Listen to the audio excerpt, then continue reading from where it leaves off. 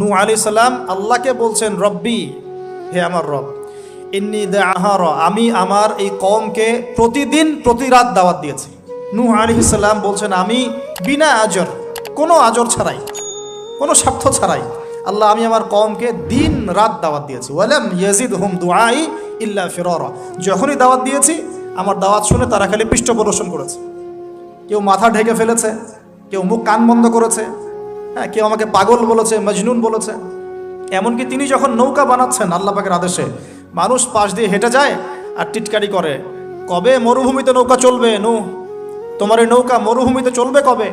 মানুষ টিটকারি মারে। নিজের ছেলে ইসলাম কবুল করে নাই নূহ আলাইহিস সালামের, নিজের স্ত্রী ইসলাম কবুল করে নাই। তার মানে আমাদের ফ্যামিলিগুলো এমন হতে পারে যে ফ্যামিলি নিজের ছেলে কথা শুনছে না, নিজের স্ত্রী কথা শুনছে না। পরোয়া করতে হবে না, তাদের পরোয়া করতে হবে না, শুধু দাওয়াত দিতে হবে। সেই অবস্থা লূত আলাইহিস সালামেরও, তারও স্ত্রী ইসলাম কবুল করছে না। আল্লাহ পাক তাদেরকে ধ্বংস করেছেন, নূহ আলাইহিস সালাম লূত আলাইহিস সালামকে উদ্ধার করেছেন।